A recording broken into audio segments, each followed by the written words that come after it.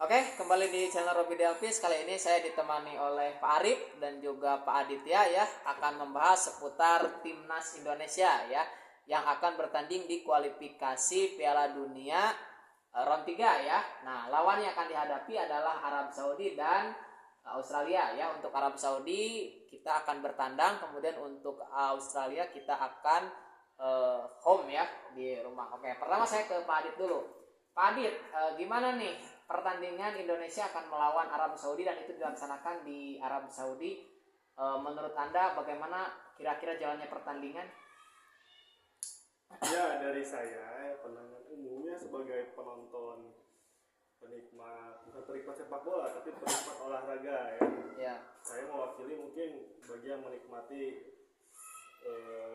pertandingan-pertandingan antara dua orang ataupun antara kesebelasan, khususnya sekarang sepak bola.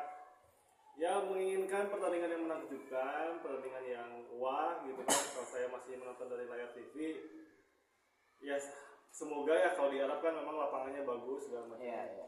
Perihal timnas Indonesia saya tidak berekspektasi banyak ya. Iya. Saya mah ya asal main saja dulu lah. Asal main dulu ya. Asal main, asal enjoy mainnya, taktiknya diterapkan dengan tepat, percaya kepada pelatih, percaya kepada masing-masing kawannya, dan insya Allah kalau kemenangan nanti juga akan hadir dengan sendirinya ya.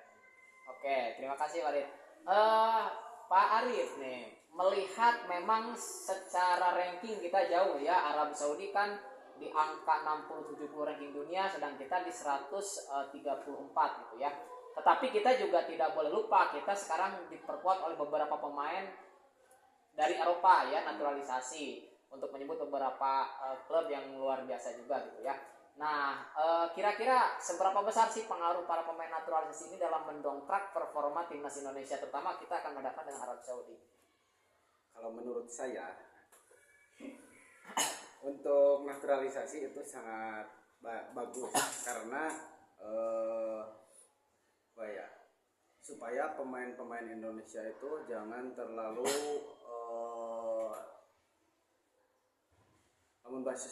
berusuhan gitu. Jadi terburu-buru. Jadi kalau naturalisasi itu bermain dengan santai gitu. Nah, terus mungkin untuk timnas Indonesia saya berharap bisa maju ke Piala Dunia. Terus sebaik-baiknya gawang kita itu jangan sampai kebobolan dan semaksimal mungkin untuk memasukkan bola ke gawang orang lain. Oke, seperti itu. Nah, absennya Justin Hubner di lini belakang, absennya Jordi Amat ya, sebagai selama ini kan jadi punggawa juga di lini belakang. Kira-kira menurut Anda siapa yang akan menjadi starter di lini belakang tuh? Dan kira-kira formasinya apakah dengan pakem 3-4-3 atau yang lain? Seperti apa Pak Arif? Bisa dijelaskan? Ya, untuk penggantinya mungkin ya bisa Rizky Ridho, kemudian siapa lagi? Saya sendiri Jai Inces bisa? Jai Inces. Satu lagi kira-kira siapa? Lagi si apakah akan menurunkan? Enggak di lini belakang. Apakah akan menurunkan Wahyu Pras atau siapa kira-kira? Yang naturalisasi yang baru itu siapa? Kevin Verdong. Tapi itu kan jadi wingback. Wingback. Ini untuk center back. Center back. Kalau prediksinya kan kemungkinan kan kalau Jai Ijas diturunkan berarti kan di center back tengah, kemudian kanan mungkin bisa di Rizky Ridho. Satu lagi kira-kira siapa tuh di sisi kiri? Ya, untuk center back ini kira-kira.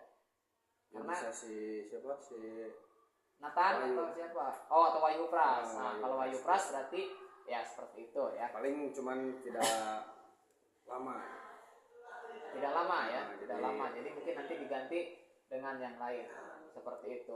Pak Adit, nah ini salah satu masalah yang klasik sebetulnya di timnas kita adalah kita tidak memiliki penyerang yang tajam gitu kan. Memang ada sebut saja misalkan siapa yang terbaru kan Rahmat Oranmangun, kemudian Rafael Strike, kemudian Hoki Caraka atau Ramadan Sananta. Tetapi secara umum ini tetap masih bermasalah di penyelesaian akhir. Kira-kira dengan datangnya pelatih terbaru tuh ya, pelatih yang memang khusus untuk melatih striker, kira-kira ada nggak harapan untuk bisa lebih berkembang gitu ya, atau lebih baik gitu untuk dalam penyelesaian akhir dengan adanya pelatih baru ya di khusus penyerang gitu? Harapan akan selalu ada ya Pak, apalagi dengan datangnya pelatih, barangkali ini bisa menjadi acuan yang utama ya, kan dalam manajemen sepak bola ya, kalau beberapa aturan sudah diterapkan ya, aturan-aturan bakunya sudah diterapkan dan semuanya ingin menimbulkan ataupun mempunyai satu tujuan yang sama, ya insya Allah kedepannya juga akan lebih baik gitu. Kalaupun nanti dalam pertandingan ini belum efektif, belum hasil, ya berarti nanti akan ada evaluasi yang harus ditindaklanjuti gitu dari pihak pelatih utamanya ke pelatih strikernya gitu. Apakah memang pelatihnya nanti yang kurang ataupun memang striker di kitanya saja yang memang belum berkembang selevel Asia yang digaung-gaungkan itu. Nanti kita lihat saja hasilnya sih. Saya lebih senang menyikapinya dalam pertandingan itu, ketika ada pemain yang sudah berusaha ya kita respect, kita tepuk tangan. Kalau ada yang cetak gol ya kita berbahagia semuanya. Kalau kita kebobolan ya sudah tidak apa-apa ya, santai saja gitu. Kita kalau dari penonton mah ikut-ikut saja gitu ya. Kalaupun memang dari staf pelatihan sudah serius ya berarti kita pun dari penonton pun akan lebih serius lagi gitu. Jadi untuk mendukung. Itu sekaligus juga saran ya mungkin bagi supporter kita, supaya kalau menang dipuji tapi kalau kalah jangan sampai dicaci ya, karena nah sejauh ini kan supporter juga kadang-kadang karena terlalu cinta atau fanatisme terhadap timnas kita juga kadang-kadang ketika hasilnya jelek itu di media sosial itu bisa habis ya para pemain itu. Nah seperti itu. Oke, Pak Arif, nah ini kita bicara harapan atau prediksi sih. Targetnya sebetulnya untuk melawan Arab Saudi kira-kira apa? Apakah memang kita layak menargetkan menang atau minimal setidaknya menahan imbang dengan melihat bahwa ranking kita begitu jauh, kemudian kita juga bermain di kandang lawan, tentu akan ada tekanan teror dari supporter. Nah kira-kira target yang realistis nih menghadapi Arab Saudi itu apa? Kalau melihat yang sudah dan ditambah dengan adanya pelatih striker, insya Allah Indonesia akan menang dengan skor 1-4. 1-4. Bisa mencetak 4 gol. Bisa insya Allah dengan skor mungkin. Luar biasa sekali, optimisnya bagus sekali ya. 4 gol. Tapi kalau kira-kira 4 gol nih, siapa aja yang bisa mencetak gol kira-kira? Yang pertama Arat Mangun. Yang kedua Rafael Strike. Penyerang semua ini. Terus yang ketiganya si Tom Haye. Oke. Terus satu lagi Rafael Strike lagi. Oh, Rafael Strike brace ya. Oke. Kalau Pak Adit sendiri melihatnya kira-kira imbang atau ini prediksi aja ya? Imbang atau? Kalau harapan saya ya, karena ini masih dalam fase grup ya.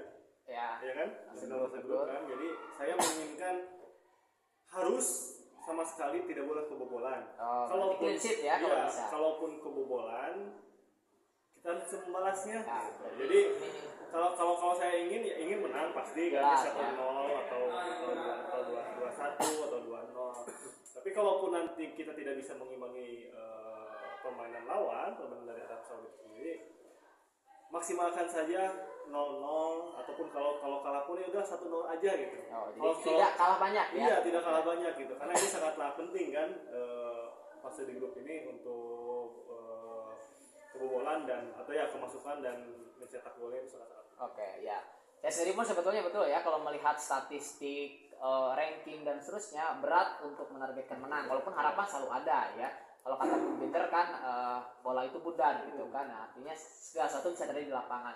Tapi kalau bagi saya yang paling realistis bukan minimal ya, yang paling realistis adalah imbang, kita ya minimal imbang gitu ya. Seperti itu. Atau kalaupun tadi kebobolan ya minimal jangan terlalu besar gitu, 1-0 atau mungkin 2-1 sehingga kita punya harapan ke depannya seperti itu. Oke. Australia ya, kita akan dihadapi tanggal 10 di Jakarta ya. Entah di Bung Karno atau di JIS saya belum tahu tuh ya.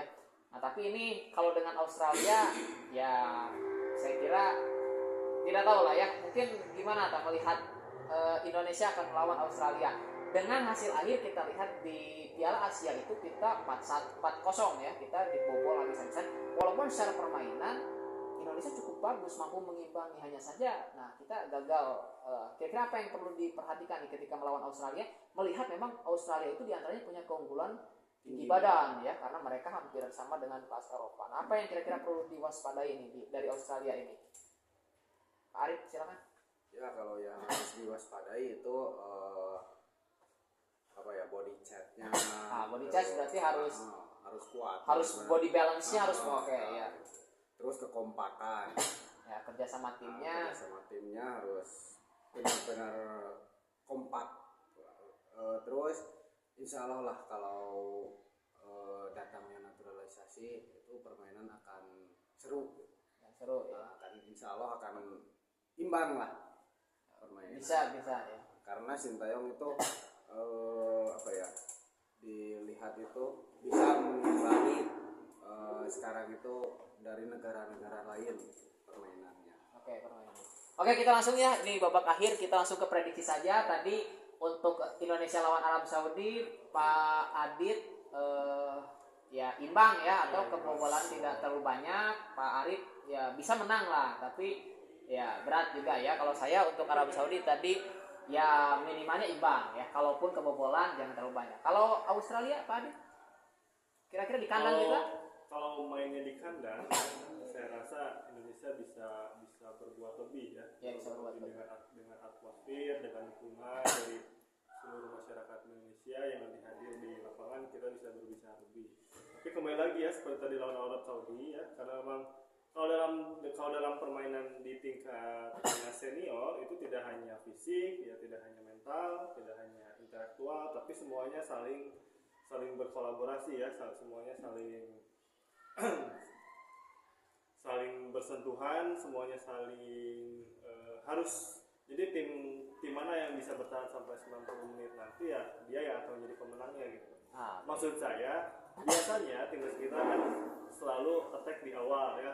Terus attack di awal, tapi mengalami penurunan ya. Nanti mengalami penurunan di akhir ya.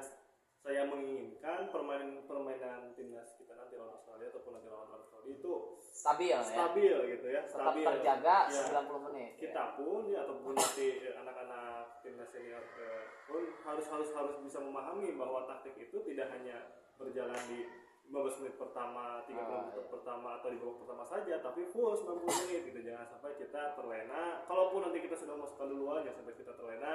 Kalaupun nanti kita kebobolan, ya jangan sampai sudah putus asa di awal. Takutnya nanti dibantai lagi gitu. Apalagi ini sekelas Australia gitu. Pasti kan negara-negara lain kan targetannya kan sangat tinggi ya. Apalagi sekarang sudah masuk ke putaran ketiga ya. Putaran ketiga gitu. Kita hanya tim rendahan yang biasanya kalau kita di kelas AFF kan kita memandang negara-negara ataupun timnas-timnas lain yang di bawah kita kan sebagai lumbung gol ya.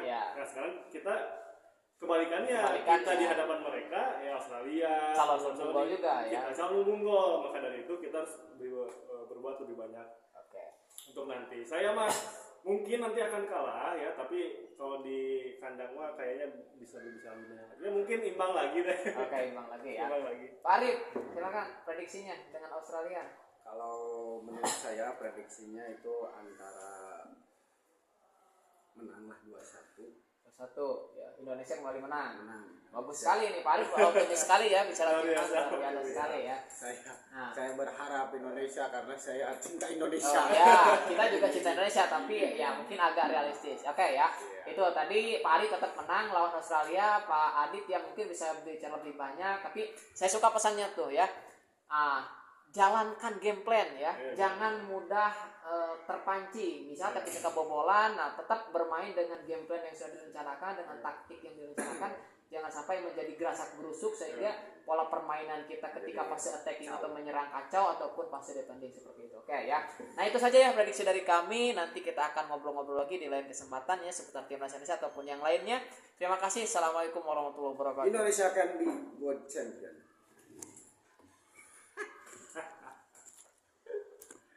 Dikit dulu lah.